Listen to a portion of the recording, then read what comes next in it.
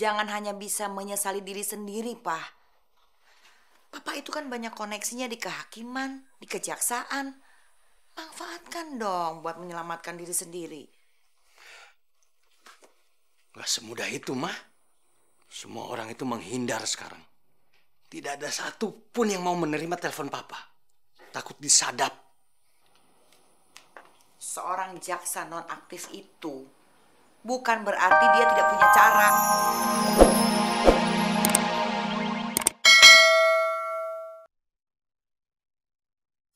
Maaf, Pak. Saya tidak bisa menerimanya. Ayo, Pak.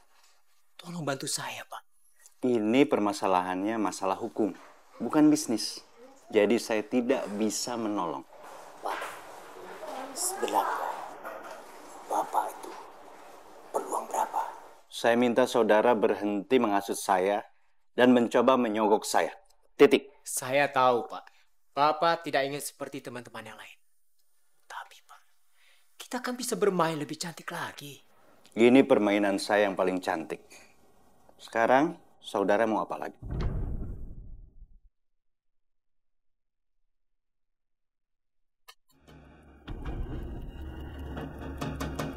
Saudara lagi. Saya kan sudah bilang, saya tidak mau. Saya tidak bersedia memenuhi undangan saudara. Jadi tolong, ya.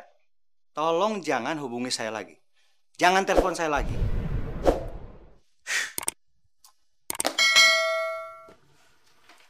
Pak, ada apa sih, Pak? Kok segitu marahnya? Biasa. Kalau orang ada perlunya, seperti kebakaran jenggot. Mau suap sana, suap sini, sogok sana, sogok sini. Kenapa nggak coba ditolongin? Papa nggak bisa. Kalau Papa menolong dia sama aja Papa melanggar hukum. Papa kan tahu bagaimana caranya supaya pelanggaran hukum itu tidak kelihatan. Ya, yang seperti dilakukan orang-orang. Papa nggak mau. Nggak mau, apa nggak bisa? Papa nggak mau. Karena Papa merasa penghasilan Papa sudah cukup. Cukup untuk memenuhi semua kebutuhan hidup kita. Hanya cukup, Pak. Hanya cukup. Kita itu nggak punya tabungan di hari tua. Alah udah deh, zaman sekarang itu nggak usah sok jujur. Orang jujur itu malah hancur. Nah, Mama tahu sendiri kan? Jujur aja hancur. Apalagi nggak jujur.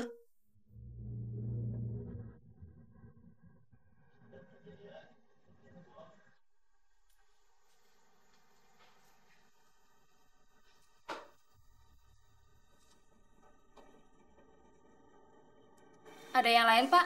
Cukup. Misi.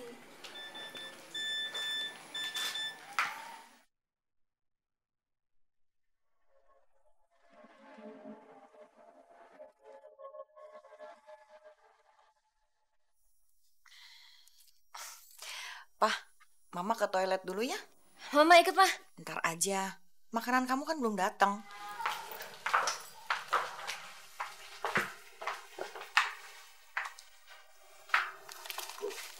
Ini uang. Iya.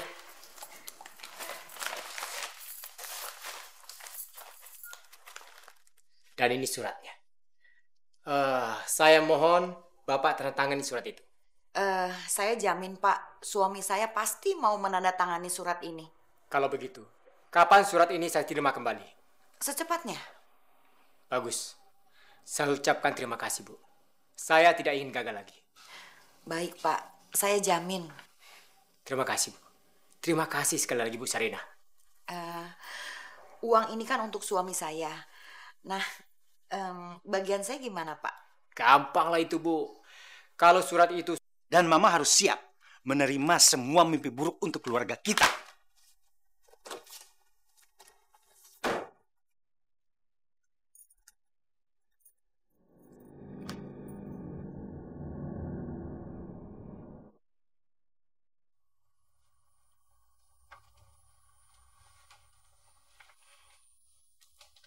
Sesuai tuntutan jaksa penuntut umum, maka pengadilan penguasaan tanah seluas 2 hektar di wilayah Sunter menjadi hak PT Tirta Jaya.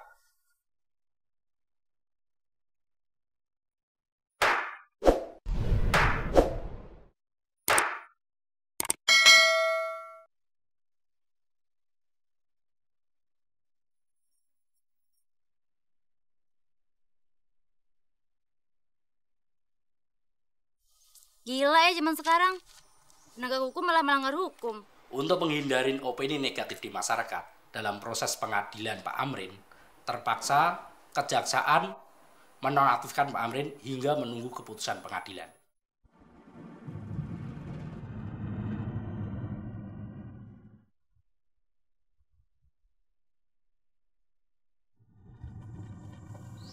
Ini yang kamu inginkan kan? Kita harus siap menghadapi semua ini.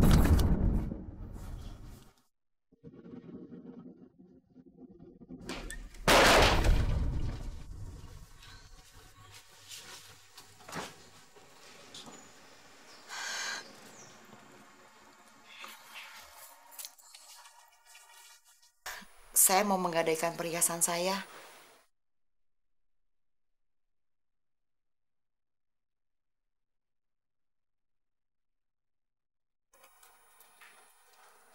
Memangnya Mbak butuh berapa? Ya lumayan banyak, 10 sampai 20 juta. Begini saja Mbak, kalau digadaikan saya tidak setuju. Tapi kalau dijual saya mau, karena saya akan mengadakan grand opening di Singapura. Dan perhiasan itu saya akan pakai untuk model-model saya.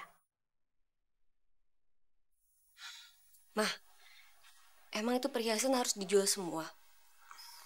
Iya Tiara, kita benar-benar butuh uang. Jadi gimana Mbak? Jadi kan? Ya kalau Demila maunya begitu, ya sudahlah. Oke Mbak, kalau begitu saya akan timbang dulu perhiasan Mbak. Lalu saya akan ke bank untuk ambil uangnya. Surat-suratnya sudah lengkap kan Mbak? Ah iya, lengkap kok surat-suratnya. Oke. Sandy, tolong ke ruangan saya sekarang.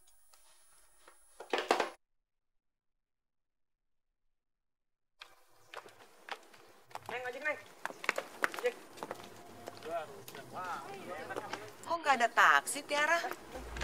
Tahu mah, sebentar lagi juga datang kali. Tungguin aja. Panas.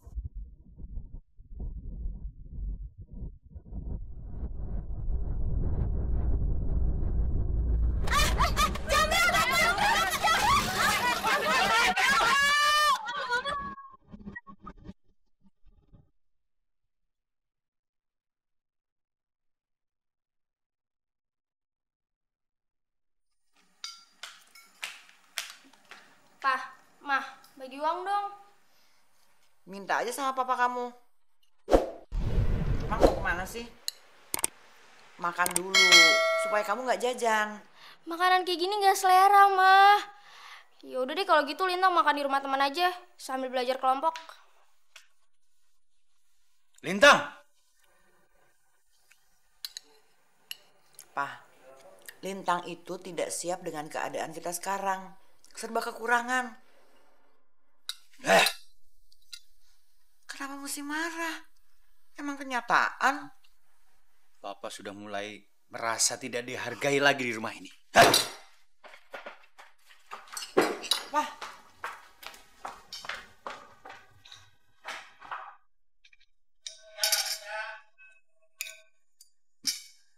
Mama itu sudah menghancurkan semuanya, Mah. Keluarga kita, hidup kita. jual saja rumah ini. Lalu kita pindah. Siapa tahu bisa memperbaiki keadaan. Apa yang bisa dilakukan seorang jaksa nonaktif yang terlibat kasus suap?